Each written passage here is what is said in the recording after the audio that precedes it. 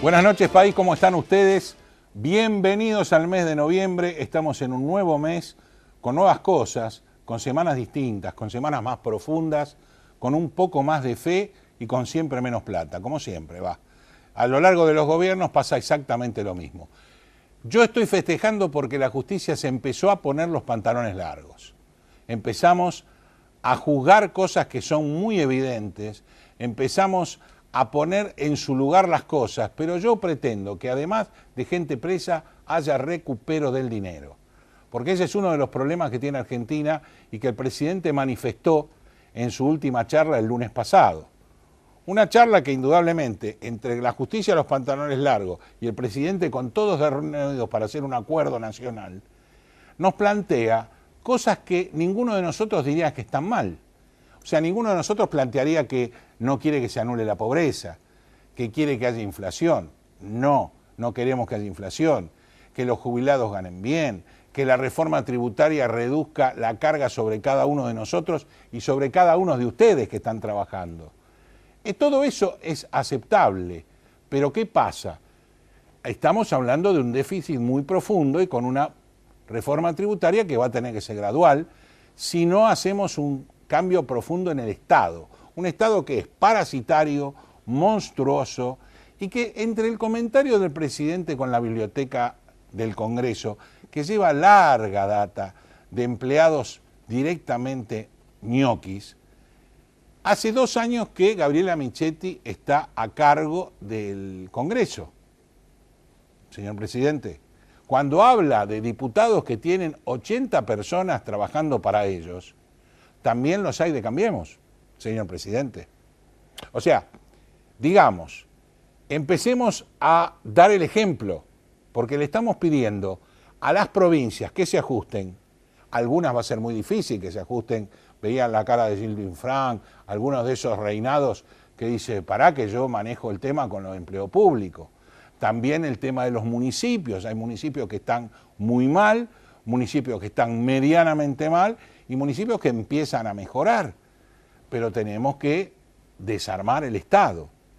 Eso es lo que el pueblo está pidiendo a gritos, como lo pidió para la justicia, como lo pidió por Maldonado, lo pidió por Cabezas, lo pidió por Nisman, lo pidió por Campagnoli, por tantos elementos, y tuvo una buena noticia el presidente que parece como que recién asume con la renuncia de Gil Carbó.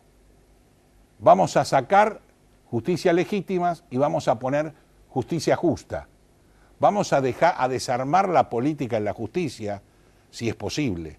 También habló de las mafias sindicales, también habló de los negociados de los juicios laborales. Eso se tiene que cambiar. Vamos a tener las dos vertientes, la precarización laboral, la gente que van a echar, y por otro lado, todo lo que pasa en los juicios laborales que empiezan, que le debe 80 y le piden 500 para arreglar en 300. Funden empresas, el 95% de las empresas del país son pyme. Muchas de las pymes quebraron a raíz de juicios laborales. Entonces tenemos que empezar a cambiar y la sociedad es la que tiene que presionar. Porque ya dejamos hacer un relato que nos pasó por arriba, un relato que nos permitía disfrutar algunas cosas y hoy las sufrimos, y un relato que después terminó como terminó, con una gran deuda pública, un gran gasto público que el presidente Macri y todos sus ministros no nos supieron expresar. Así que yo diría que tenemos una semana para empezar a creer, pero eso sí, no dar cheques en blanco, observar, criticar y pedir. El presidente se metió en lo que no le gusta, que es compromisos, y los compromisos se llaman 2019. Bueno, hoy vamos a tener un programa de todos los colores. Va a estar gente del Partido Renovador, va a estar gente del Partido Justicialista Bonaerense y vamos a tener una persona del Ministerio del Interior del gobierno actual. O sea, para que veamos que abarcamos todo. Todos vamos a estar hablando del discurso, de economía, de lo que nos pasa, de lo que pasa en la provincia y del fondo del conurbano. Señor director, los que auspician este programa y venimos de lleno con los invitados. Gracias.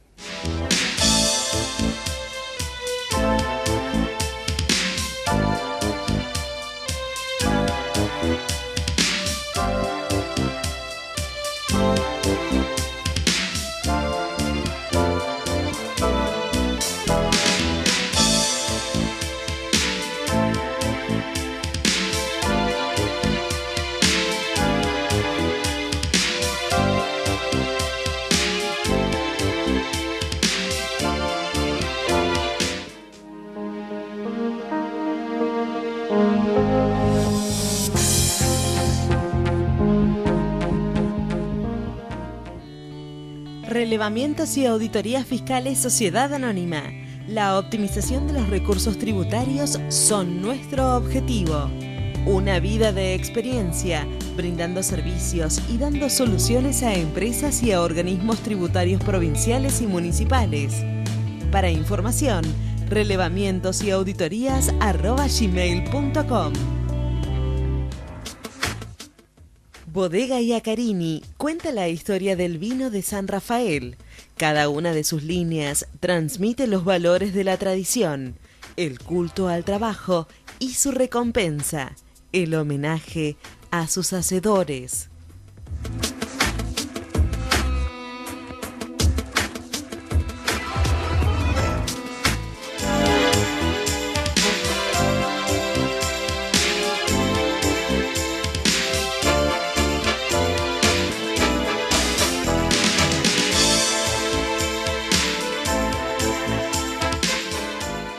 Bueno, estamos en el primer bloque del programa y me olvidé en la apertura de agradecer a nuestro gran amigo Daniel Aguilar la casa que nos ha armado después de tanto tiempo. Hoy completamos la casa con el escritorio de apertura y de despedida. Primer bloque, estamos con Diego Lancelotti. ¿Cómo te va, Diego? Gracias por estar acá. Un gusto. Director de Políticas de Población del Ministerio del Interior, pero no vamos a hablar de lo tuyo en sí, sino vamos a hablar de en base a lo que pasa con el subsecretario del Ministerio del Interior, de lo que pasó con Debido y esa famosa denuncia del 2008, ¿no? Correcto. Y cómo terminó. Esto creo que es el mes justo es noviembre del 2008, donde Juan Carlos Morán con un grupo de diputados comprueban a través de los pliegos licitatorios que la obra de la central termoeléctrica de Río Turbio presentaba algunos sobreprecios. Recordemos que en ese momento Morán era diputado de la coalición cívica. Era diputado nacional por la coalición cívica, hoy actual subsecretario de Interior. Bueno, ante esto, ante esta presunción, rápidamente se juntan las pruebas y se acude al fiscal Garrido en ese momento, que después es sustituido Garrido. El primer trabajo que se hace, porque desde el lado del gobierno se decía que por una cuestión de latitud y por el frío costaba un poco más la obra, pero en realidad en aquel momento se hizo un trabajo pormenorizado, comparando, por ejemplo, la misma latitud en Chile e incluso creo también algún sector parecido en Canadá.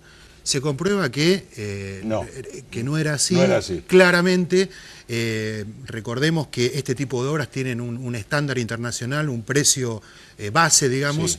Y lo que estaba saliendo... Más o menos un determinado monto de acuerdo a zona, por ahí por logística, pero más o menos nada. Más o menos nada, esto estaba casi 3 veces más. Exactamente. Entonces, bueno, el juez se determina a través de Garrido después es sustituido.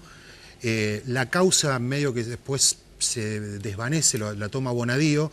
Esto es año 2008 y creo que en el 2014 la causa se cae. En el año 2009 hay otra causa que se abre, creo que también estuvo una de las personas que participó, fue la diputada Lita Carrió, sí, junto con Juan Carlos y otro grupo de diputados, donde ya había una denuncia por asociación ilícita, que comprendía desde el expresidente Néstor Kirchner y un montón de funcionarios, entre los que se encontraba claramente Debido, José López, la mayoría eran funcionarios que habían sido casi mano derecha de Néstor en su intendencia de Río Gallegos, allá por el principio. Claro. Que los había traído de allá. Correcto. Recordemos que Debido fue ministro de Obras Públicas de Río Gallegos, después fue secretario de Obras Públicas, después creo que fue ministro de Gobierno de Santa Cruz y fue ministro de Economía y Obras Públicas de Néstor Kirchner. Con lo cual, ahí lo que se detectaba claramente era una matriz de corrupción, que fue finalmente lo que terminó dilucidándose. ¿Qué pasa? La justicia, más allá de que la causa Bonadío la cajoneó durante mucho tiempo, la justicia lo que determina es la apertura, una nueva apertura para la investigación de estos sobreprecios, que estamos hablando, te reitero, Raúl, casi de 3 veces más. 3 veces más.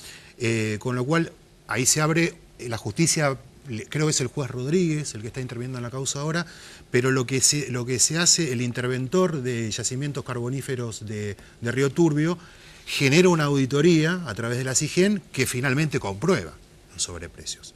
Entonces, bueno, bajo estas circunstancias, desafuero mediante, la justicia ahora tendrá que intervenir y, bueno, determinar los grados de culpabilidad y los actores involucrados. Es la causa lo que lo lleva hoy a estar detenido. Correcto, correcto. O sea, obviamente hay muchas causas más, pero esta es estamos hablando, bueno, justamente un poco lo que se habla siempre, ¿no? Estamos hablando de un ministro que tenía casi 100 causas. Sí.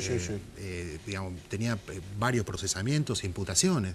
Con lo cual, reitero que es justamente lo que plantea siempre Juan Carlos y Lilita Carreo, que lo que se ve acá claramente es una matriz de corrupción que gracias a Dios la justicia está investigando y esperemos que logre dilucidar y que busque la verdad, y que la verdad lo que tiene que pasar es que el dinero que se robaron yo digo en la apertura, que el dinero vuelva a la fuente donde estaba, porque el Estado tiene un déficit muy profundo, muy grande, y todo lo que se propone pos elecciones, que podíamos charlar un poquito de las elecciones, del discurso del presidente, es que tenemos que tender a reducir el déficit para poder hacer la reforma tributaria, la reforma previsional, todas las reformas que existen, que es imposible en este camino. Correcto, además recordemos... ¿Qué lectura toman ustedes? Yo te hago una aclaración más porque creo que sirve para ilustrar lo que significó el reinado de debido los 12 años del gobierno de Kirchner. Nosotros imaginemos que manejó un presupuesto de 740.000 millones de pesos. Todas las causas, por lo menos que investigó este grupo de diputados, daban unos sobreprecios de entre el 10 y el 30%. Supongamos solamente que el 10% tuvo desvíos. Gráficamente, lo que significa eso es la construcción de 3.000 jardines, que es lo que se está proponiendo Macri en este mandato. Supone que puedan cobrar una jubilación mínima 1 millón de jubilados un año entero. Supone la creación de 1.400 hospitales. Es decir, esta corrupción es la obra que no se pudo realizar en épocas de bonanza económica. Eso creo que es como un poco la síntesis de lo que significó, lamentablemente. Sí, yo creo que la gente está tomando dimensión de lo que fue pagando. Correcto. Sin darse cuenta, ¿no? Correcto. ¿Cuál es tu lectura después de las elecciones del 22 de octubre? Primero contento con los resultados. Yo soy de los que piensa que el triunfo nos tiene que llevar más para el lado de la humildad y de la responsabilidad, porque la magnitud que tuvo el triunfo de Cambiemos, cuando vemos en el orden nacional, cómo ha ganado en la mayoría de las provincias, cómo ha ganado las capitales. Hoy un informe muy interesante donde claramente, si se tomara como un distrito único las capitales del país, Cambiemos estaría alrededor del 47% de los votos, con lo cual es un fenómeno claramente urbano, pero también si uno toma la provincia de Buenos Aires y algunas otras provincias, ve que en el interior de la provincia de Buenos Aires también se ganó donde está el campo, o sea, donde hay un desarrollo productivo en ciernes, tal vez... No nos olvidemos que también es una tremenda responsabilidad, ¿eh? Totalmente. Porque la mira la tienen puesta. Siempre, y creo que el presidente... El pueblo, yo no creo que no se come más relatos. No. Bueno, ajustando un poco la lectura a lo que nosotros podemos entender lo que significó el triunfo, yo lo dividiría en dos cosas, básicamente. La primera es un incipiente crecimiento de la economía. Yo creo que estamos lejos de lo que pretende el presidente. Sí. Pero y lejos de lo que necesitamos también. Esto va a llevar unos cuantos años. Creo que vamos a tener que tener un esfuerzo importante, pero la explicación, si uno mira el mapa, tiene que ver también con la cantidad de obra pública. Cuando uno sale a la calle y ve rutas, autopistas, cloacas. Yo soy vecino de Quilmes, por ejemplo. Te puedo decir claramente, si me ven los vecinos de Quilmes saben que no voy a mentir, las 8 arterias principales de Quilmes, norte, sur y este-oeste, yo puedo decir para los que me están mirando, sí. Calchaquí, que era la ruta 2, que nunca se había hecho nada, se hizo al 80% y se está continuando, Camino General Belgrano, Mosconi, Vicente López, y las transversales, la que cruza el distrito, digamos, de este a oeste, Triunvirato, Amoedo, República del Líbano. Esto es en función de lo que la gente ve cuando sale a la calle. Obra pública... Sí, la obra pública también, no nos olvidemos que va a potenciar el trabajo también, ¿no? Correcto, y creo que mejora... Es un sistema interesante de empezar a cambiar la historia. Es que hay que mejorar la calidad de vida de los vecinos, y yo creo que ninguna duda. Creo que es el compromiso entre el valor de la palabra y de los hechos. Creo que claramente tenemos que seguir apostando en después este del sentido. Discurso del lunes, que es como que asume realmente Mauricio Macri la presidencia porque es muy distinto al Macri del 2015, totalmente distinto, por lo menos mi manera de ver.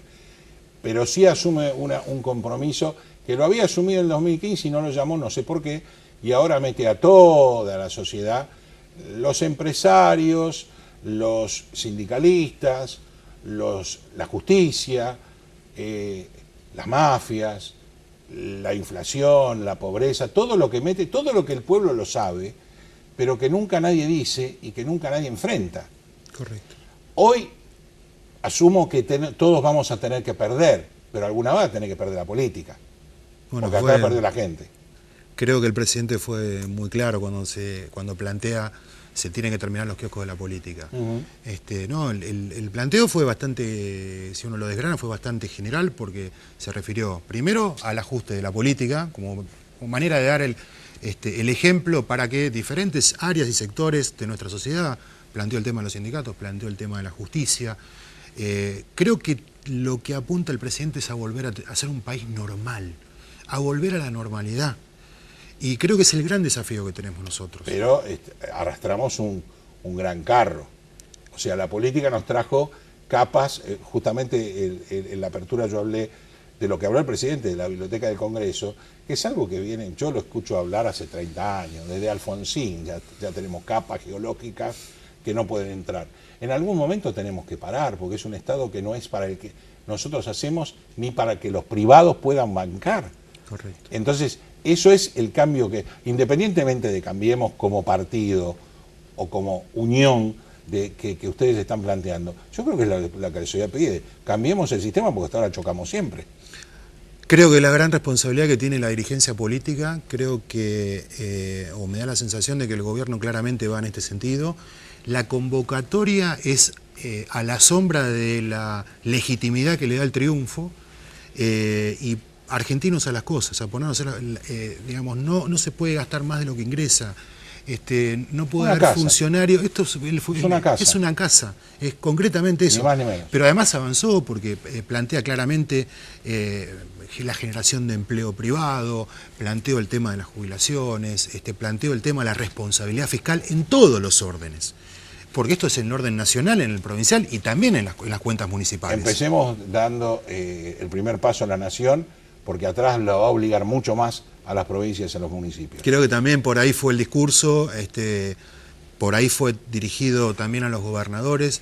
Yo, la verdad, me puso muy contento, estaban todos los gobernadores representados, creo que es un mensaje que oxigena la política, nos pone en un punto de comienzo de una nueva etapa donde no veamos amigo o enemigo, yo creo que tenemos que ponernos claramente en 4 o 5 cuestiones, que son varias las que planteó el presidente, pero ponernos a trabajar en serio porque tenemos un futuro venturoso. Persiguiéndolo y analizándolo mes tras mes a ver cómo se cumple, porque creo que es la única salida que existe. Gracias, Diego, por haber venido a Economía Ahora, por aclararnos cuál es el pensamiento de un ministerio tan fuerte como el Interior, que es el de ustedes, dentro de este esquema que maneja justamente la relación con los gobernadores. Y por supuesto, nuestra bodega te obsequia un cava Don Nicasio para que festejen las obras públicas y la mejora del país. Te agradezco la invitación. Muchas gracias. Gracias a vos. Una pausa y enseguida volvemos.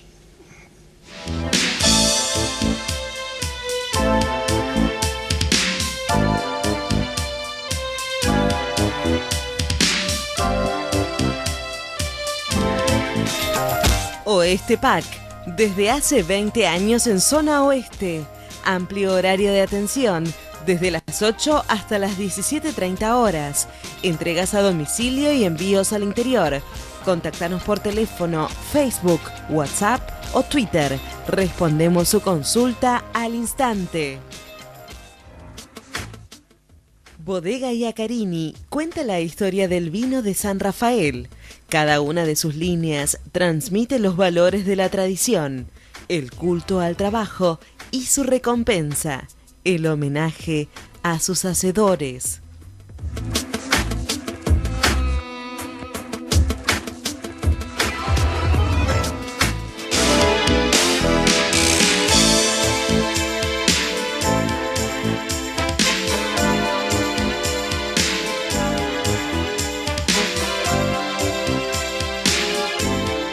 Bueno, segundo bloque del programa y esta vez estamos con Martín Pollera. Gracias por estar con nosotros, equipo económico del PJ bonaerense y para hablar del PJ bonaerense y de los bonaerenses mucho.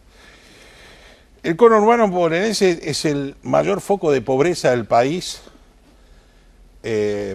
sin desarrollo y que vos me mandaste un trabajo interesantísimo con respecto a áreas de pobreza, falta de estructura y todo eso. Comentanos un poco cómo ves el tema y el por qué llegamos a esta situación. Bueno, es una historia un poco larga de contar y de sintetizar, pero voy a tratar de sintetizarla porque... el desafío de cumplirlo. Mirá, la provincia de Buenos Aires en particular es bastante heterogénea, es muy heterogénea en términos no hay duda. Productivos, fiscales, sociales, salariales y demográficos, fundamentalmente, en donde la falta de oportunidades laborales en el interior de la provincia de Buenos Aires, que también se reproduce en varias regiones de nuestro país, hace que migren jóvenes en condiciones de trabajar o estudiar, fundamentalmente con nuestro conurbano bonaerense, claro, porque allí es donde está el primero, segundo y hasta el tercer cordón, te diría, de nuestro conurbano. Básicamente porque ahí está concentrado nuestro tejido productivo que genera trabajo.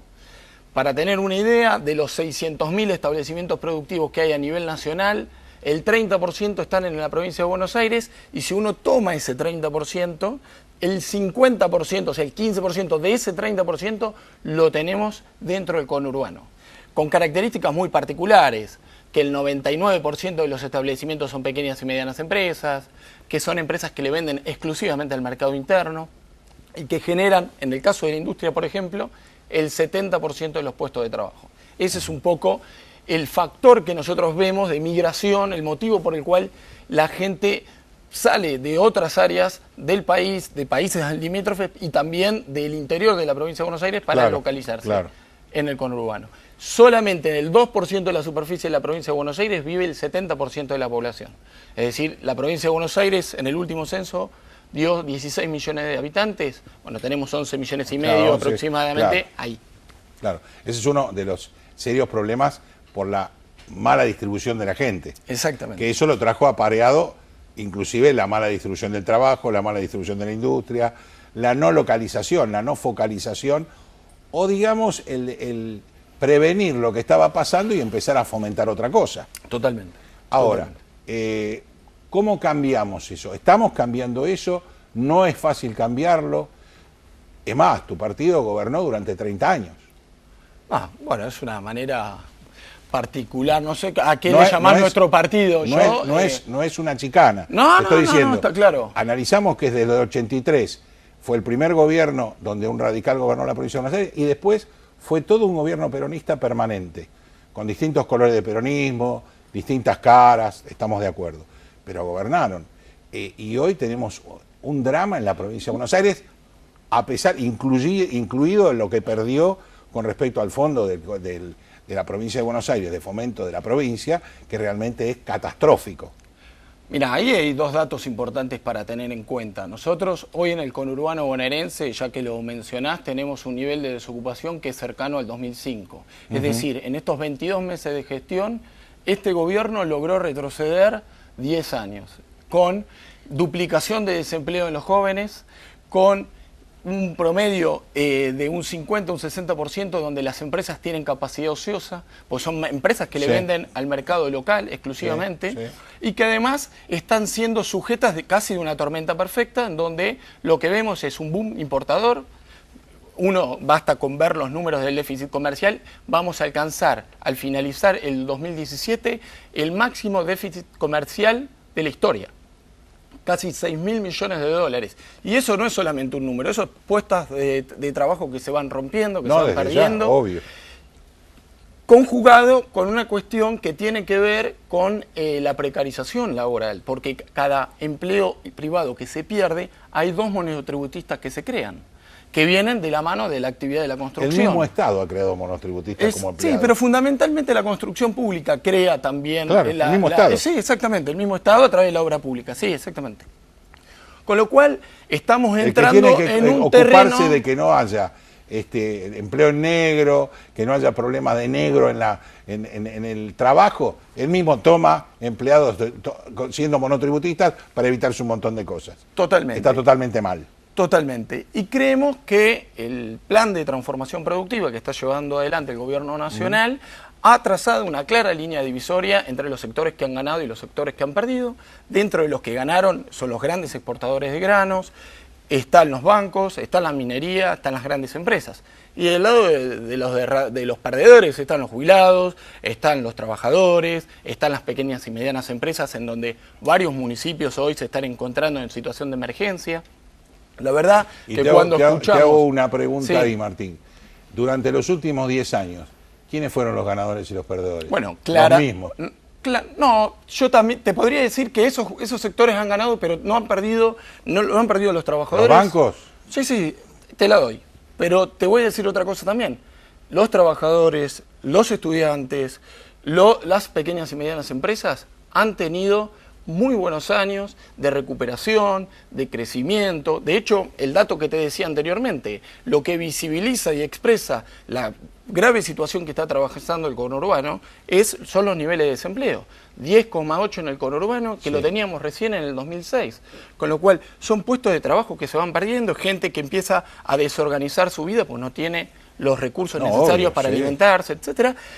Amén de aquellas personas que, teniendo un salario, hoy ven mermado su poder adquisitivo justamente porque la inflación del 2016 fue del 41%, cuando el gobierno nacional a comienzo del año pasado nos dijo que iba a ser del 25%. En este 2017 nos fijaron una meta del 17%, estamos hablando de un 25, 26, 27, hoy está en 28 cuando uno compara el interanual. La verdad es que ya más que un error de diagnóstico, creemos que es una política para reducir el poder adquisitivo de los trabajadores, porque si vos todos los años te enfrentás ante la situación de tener que proyectar cuál es la inflación y siempre la terminás subestimando, en definitiva lo que vos querés es condicionar las paritarias para que los trabajadores pierdan poder adquisitivo. Y eso es efectivamente lo que está ocurriendo. Yo creo que la inflación la pagan siempre los de más abajo. En cualquier nivel de inflación perjudica a los de más abajo. Totalmente. Y creo que en estos 22 meses ha sido peor todavía porque los precios que más han aumentado han sido los de los alimentos.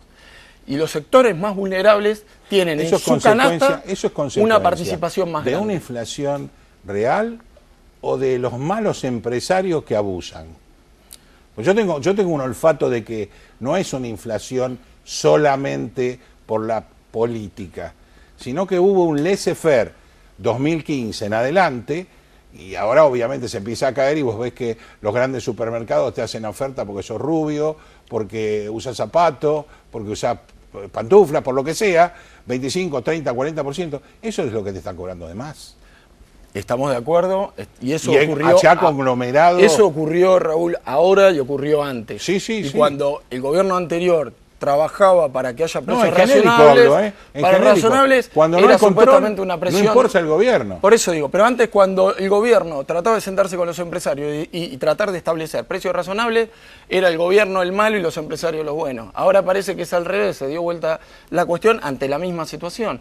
Nosotros lo que estamos viendo básicamente es que los sectores más vulnerables vuelven a perder, porque ahí el gobierno sale a decir, bueno, todos tienen que ceder un poco, y yo no veo ni a los grandes exportadores de granos, ni a los bancos, ni a la minería cediendo. O sea, siempre el ajuste viene por el lado de los trabajadores. Entonces, ya no es una cuestión de un ajuste general, estamos hablando básicamente de un ajuste concentrado en las universidades, en la justicia, en los trabajadores, en las pymes. Me parece que cuando está concentrado ahí es una política redistributiva a favor hacia arriba. Sí, totalmente.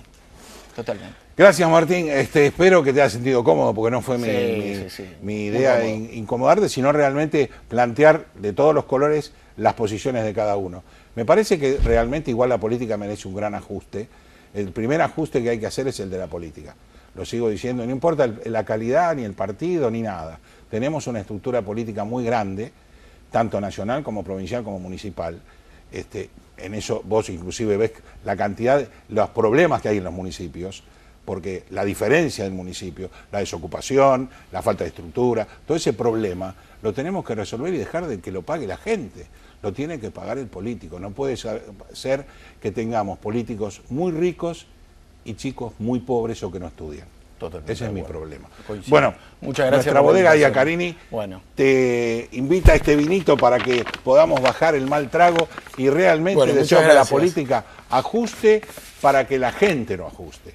Que seamos los de abajo los que podamos vivir normal y que los políticos empiecen a laburar. En serio te digo. Gracias por haber venido a Economía. Gracias por la invitación, Raúl. Hacemos una pequeña pausa y seguimos charlando de lo suyo.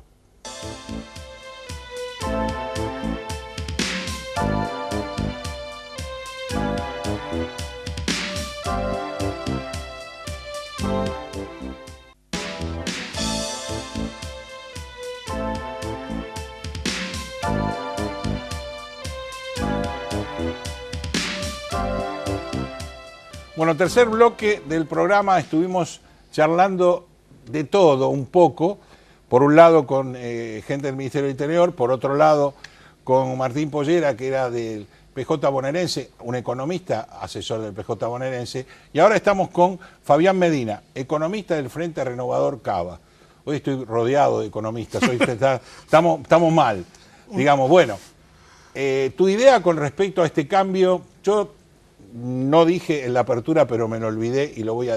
dame el minuto, sí, como para decir lo que dice Javier Milei, ¿no? Que siempre que hay un empresario que compra corrupción es porque hay un político que la vende. Yo diría que no es tanto que compra y que vende, sino que es un ida y vuelta constante. Exacto. Pero siempre está el ida y vuelta, claro, exacto. Para bailar el tango se necesitan dos. Bueno, tu idea con respecto a esta reforma, yo he leído mucho con tus objeciones, por ejemplo, con los créditos ajustados, y me acuerdo de la circular 1050. Sí, yo fui una víctima de la 1050.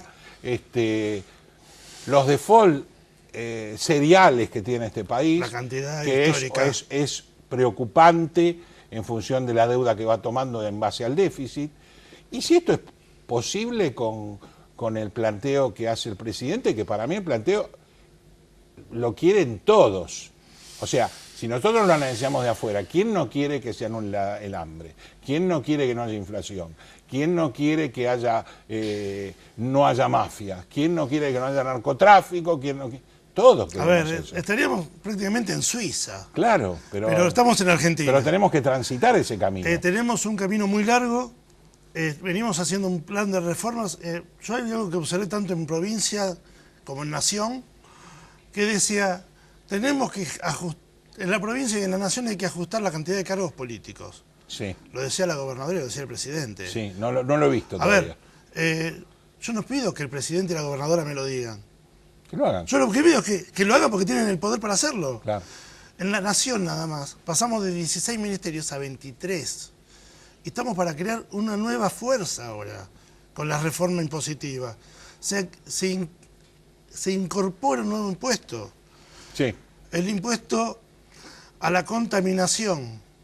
A ver, AFIP está preparada para administrar impuestos, no está preparada la gente de la AFIP para ver o verificar un impuesto a la contaminación.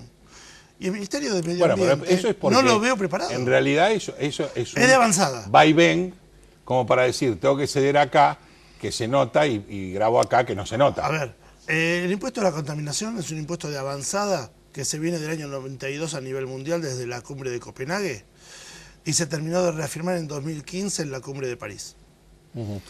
¿Correspondía? Sí, pero tenés que estar preparado para hacerlo. No podés implementarlo si no tenés nadie que verifique los niveles de contaminación. Porque eso no son únicamente en Argentina. De hecho acá no existe. No existe nada. No existe, claro.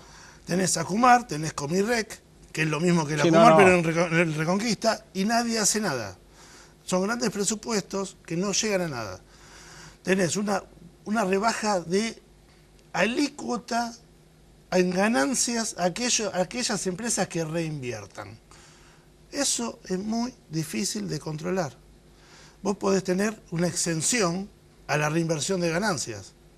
No hace falta. ¿Cómo controlás para bajar la alícuota de aquel que reinvirtió la ganancia? La alícuota es general. Y eso se exime porque hoy lo tenés adentro.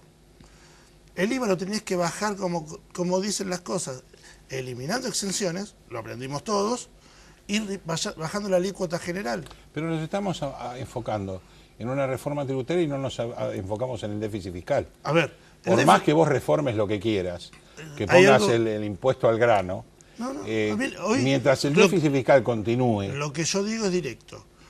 Bajar los impuestos no significa bajar la recaudación. ¿Sí? Sí. Los tenés que suplantar. No necesariamente. Mayor actividad. Por mayor actividad. Pero para yo verificar la mayor actividad tengo que poder controlarlos. Sí, pero no te olvides. Verificación, está bien, pero no te olvides, Secretaría Fabián. de Comercio lo eliminó en 2016. No te olvides, Fabián, que por más que nosotros tengamos una mayor actividad, ya tenemos un contrapeso, por lo pronto, de toda la clase pasiva, de la gente en negro, todo ese tipo de gente. La reforma laboral, como se está haciendo, es volver a los 90. Eliminación y disminución de aportes. ¿Sí? Sí. Vos tenés una... A caballo. Eliminación, sí. Eliminación... No, dije puntual, caballo. Sí. Eliminación de los aportes de los que ganen menos de 10.000 pesos en bruto. ¿Sabés cuál es el problema? De los 8 millones que aportan, casi 4 están declarando 4 horas. Con 4 horas de convenio, estás abajo de 10.000 pesos. Sí, claro. Además, el argentino es tan hábil para decir que trabaja 3 horas y media. Es tan hábil.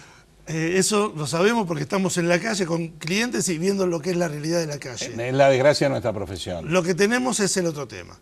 ¿Cómo se modifica eso?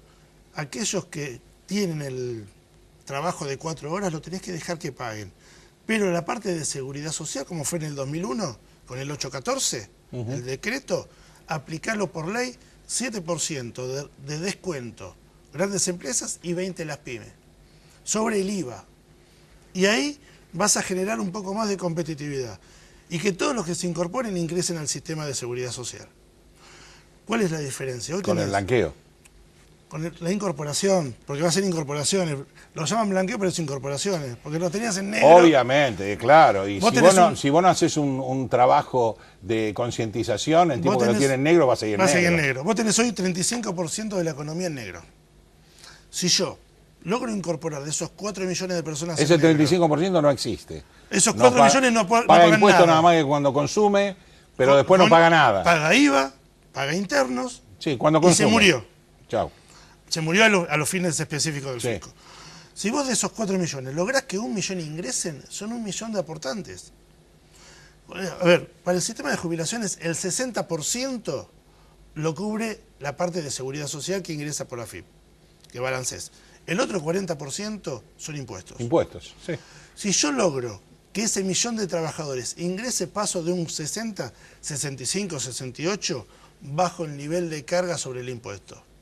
Y desde ahí podés generar una reforma tributaria en serio para terminar en una coparticipación nueva, como dice la Constitución del 94. No te olvides que también el sistema previsional va en función de la longevidad de las personas a un cadalso complicado. A ver, hoy tenemos el 98% de los mayores incorporados al sistema previsional con el esquema de jubilaciones y pensiones.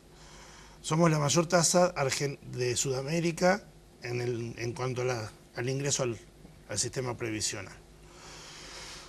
Vos son derechos que no podés eludir.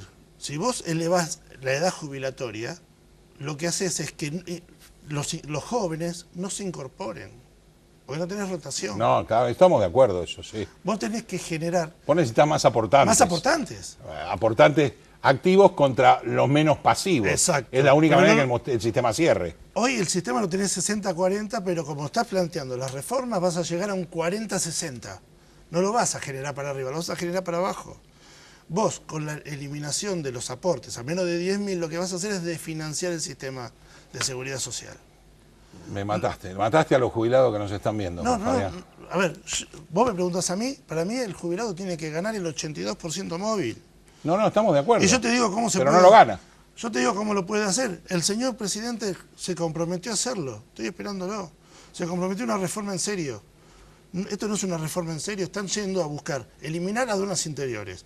Que yo recuerde mal, las aduanas interiores están prohibidas por la Constitución de 1853. habla Y de los únicos que tienen son los mapuches ahora. ingresos, bajar o eliminar ingresos brutos y sello. Perdón, en el año 92, los pactos que armó Cavallo con las Había provincias anulado, sí. pedía que bajen o eliminen porque recibían gestión de educación, seguridad y salud. Sí. No tenés que pedir negociarlo, tenés que cumplan lo que firmaron. Gracias, Fabián, Perdón, por haber estado en es Economía duro. ahora. A los jubilados que se queden tranquilos, esperemos que sigamos cobrando todo. Nadie les tiene que tocar un peso. No, los deberíamos mejorar. Hay que mejorarlos Hubo y llevarlos. hubo un problema en el gobierno anterior que empeoró las jubilaciones en función de esa moratoria que no fue tal. A ver, tenés un problema de incorporación, tenés un tema de que ahora te quieren bajar, eliminar la movilidad y pasarlos a un ajuste por inflación. Trimestral. Pero estás hablando de bajar de 100.000 millones de pesos en el gasto. Vos tenés un déficit de 7 puntos, 2015, 16, 17. El 4.2 es ficticio. Porque tenés todas las moratorias que se incorporaron. Claro. Y la moratoria la cobrás una sola vez, no la cobrás en el tiempo. Gracias por haber venido a Economía Ahora. Te invito con Don Nicasio, Cavas Don Nicasio, un excelente vino para que tomes y vamos a seguir charlando a ver cómo se desarrolla esto, que yo estoy de acuerdo con vos. Dicen mucho y hacen poco. Muchas gracias. Una pausa y venimos a hablar de impuestos con el doctor Peña.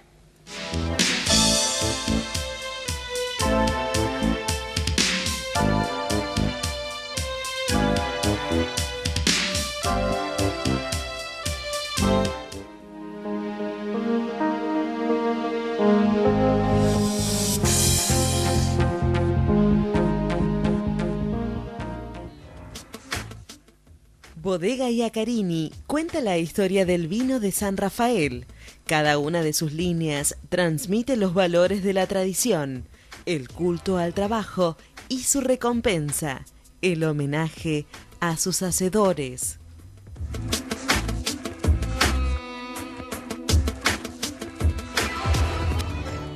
Relevamientos y auditorías fiscales Sociedad Anónima. La optimización de los recursos tributarios son nuestro objetivo. Una vida de experiencia, brindando servicios y dando soluciones a empresas y a organismos tributarios provinciales y municipales. Para información, relevamientosyauditorias@gmail.com.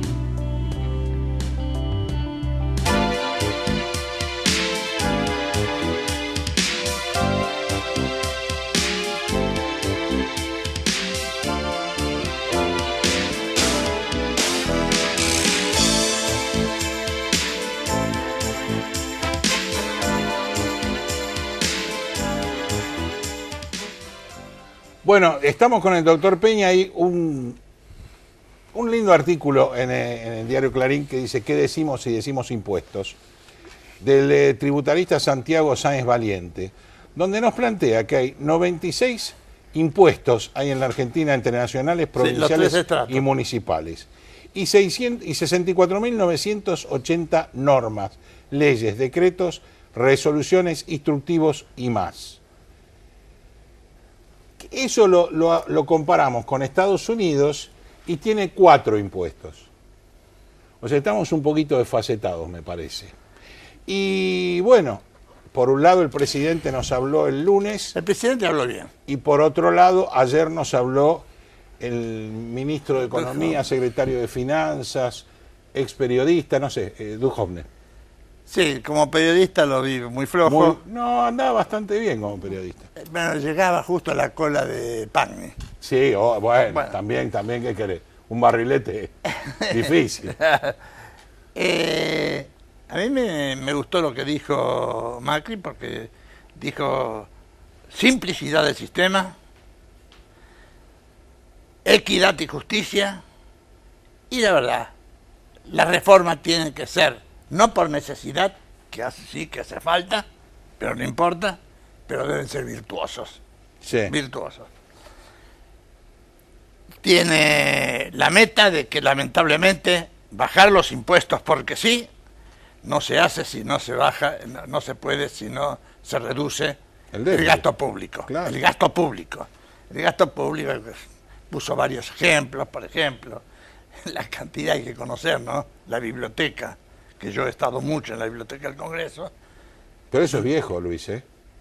Pero Eso ni viene de hace 40 años. No, pero que se jubilaron, después entraron otros. No, van Claro, entrando hace nuevos. 40 años pero se jubilaron. las camadas se van Claro, cambiando. y cada uno coloca algún lado, generalmente ahí en la biblioteca. Cada senador tiene entre pitos y flautas 70, 75 asesores y demás. Ya he pasado años también ahí. Pero yo le aclaro al presidente que los de Cambiemos también. O sea, no son los otros. No, ¿eh? pero ¿Son todos? sí, lo dijo en forma genérica. Claro. Estuvo bastante equidistante de los dos lados de la brecha. No hay brecha ya. No hay brecha. No hay brecha. Duhovne parece que un ratito antes habrá sido, me tocó tener una nota telefónica, un pase que me dieron luego de escuchar a Hernán Lacunza. Sí. Magnífico. Sí. Aparte yo estaba escuchando para entrar, ¿no? Telefónicamente. Y vi un ministro que en algunos casos una de las modificaciones proyectadas la repitió hasta 3 veces. La misma, digo, no, pero yo estoy loco, estoy escuchando lo mismo. Y no, no es que sean muchas, porque al fin y al cabo son pocas las modificaciones. Y siempre con un criterio de gradualismo que también se aplica en una forma suave, como diciendo, no crean que todo esto viene de golpe y es un viva la pepa. Seguro. No. La situación impositiva es que además es lógico. Sí, es lógico que sea gradual, porque si no, no se puede. Pero hay algunas cuestiones... Si querés shock, tenés que empezar a echar empleado público, claro, tenés que reducir las tasas de IVA, tenés que cerrar un montón de cosas que no se cerraron. No, pero aparte no se puede ser tampoco tan optimista. Porque la cuestión de ingresos brutos, que evidentemente siempre dijimos, el más bruto de los impuestos, el principio de cascación que te hace bolsa al consumidor, ahí esto no se va a lograr. Hace más o menos 20 días, un mes, hemos hablado de que 14 provincias argentinas, Sí. con los ingresos que tienen, de ingreso bruto, de sello sí, y Abele, sí. no pueden pagar los sueldos. Sí, O sí, sea, sí. que amén de la coparticipación tienen que mandarle subsidio para que paguen los sueldos. Sí, sí. 14 provincias. Sí. Ahora, si se reduce nomás, las alícuotas son tremendas, ¿no? Digamos, pero es terrible. No. En nuestra historia es terrible la está bien que alícuotas. se aplique la alícuota del 15% para los bingos y todo, y el roulette, No, está bien, los pero juegos. no hablemos de eso. No. Hablemos de un bien común. 6, 7%. Claro. Todo el mundo cuando no le da sube la alícuota. Las exportaciones estaban ¿Se completamente acuerdan que liberadas. cuando éramos jóvenes hablábamos del por mil? Del por mil. Claro. Ya no hay más. Por 10 estamos hablando. Claro, Por 10. claro. Bueno, en materia, digamos, impositiva propiamente dicha, me parece muy bien, lo tenía ahí puesto, el impuesto al consumo, tocó todo aquello de impuestos internos, o sea, donde el pataleo es menor, o al menos sectorial. Sí, Porque, sectorialmente es decir, va a ser menor. siempre los impuestos al consumo traen detrás del principio tributario, trae también una cuestión de salud, de cuidado de la salud pública y demás. O sea, pero la gaseosa no le hace mal a nadie. Sin embargo, la confunden con el vino y la meten adentro. Pero las provincias vitivinícolas van a ser un problema con esto. Obvio. Y las que tienen la graduación alcohólica mayor llega al 40-45% de incremento. La gaseosa el 20 es una barbaridad. Una barbaridad. Esto va a traer mucho, de golpe, por eso ahí no hay gradualismo. Pero en consumo es esto. La renta financiera. Al fin y al cabo, la renta financiera, que tanto hemos hablado y que se discutió y que el Consejo Profesional de Ciencias Económicas dio razones en contra, pero la razón más lógica... No, pero las razones del Consejo... No, esa hay que descartarla porque... Es peor que Duhovne. Porque ya pagaron impuestos, Claro, entonces no vamos a pagar... ya pagaron ganancias. Claro. Sí. Ni más ni menos. El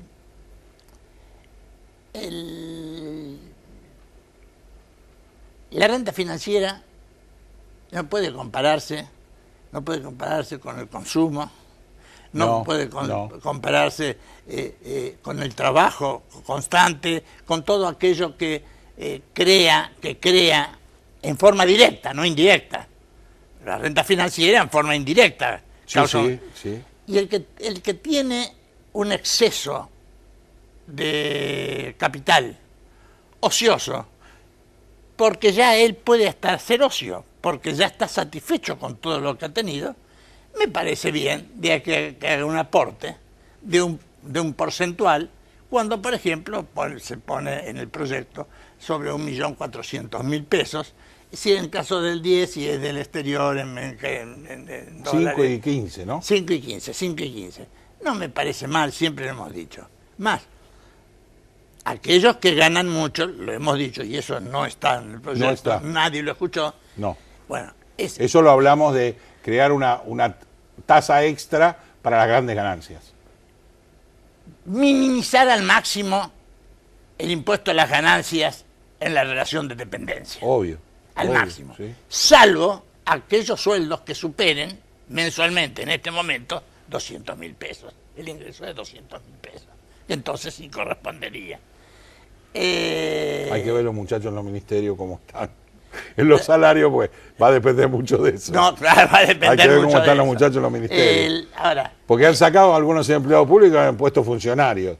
Y la diferencia entre el empleado público y el funcionario es un poco grande, ¿eh? Sí, no, yo ya me asusto con el salario que tenía que tiene la Procuraduría. Sí, Carbó. Sí, la que tenía, no sé quién será ahora. Y en cuanto... Está lindo, para militar está lindo, es un lindo salario. Sí. Y en cuanto al impuesto al valor agregado, la grabación de todas las empresas extranjeras que prestan servicios en el país. Ponen un ejemplo que en este momento es de onda, Netflix. En cuanto al impuesto a las ganancias, bueno, fenómeno. Algo que ya se había hecho con todos los que reinvirtieran tenían un beneficio.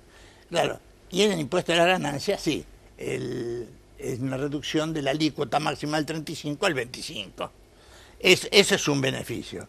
Con respecto al impuesto al cheque, vos te acordarás de que hace tiempo que se viene hablando que por ser distorsivo, por ser también un residuo que viene de la cascada de todo y termina firmándose con un papel, era un impuesto distorsivo, sin fundamento filosófico, copiado, y que se iba a desaparecer. Bueno, no desaparece, pero la imputación como pago a cuenta de las ganancias es normal, evidentemente. Pero nos llevó 10 años, doctor, eso, ¿eh? Lo venimos hablando nosotros hace 10 años, sí, que desaparece, ¿no? 10 años que íbamos, que al menos si no desaparecía, que lo tomaran como pago a cuenta de ganancias. No desfinanciaba el Estado, no perdía el Estado porque el impuesto a la ganancia paga una vez sola. Claro. Entonces, y el cheque lo cobra todos los días. Sí, yo el discurso de Macri me entusiasmó.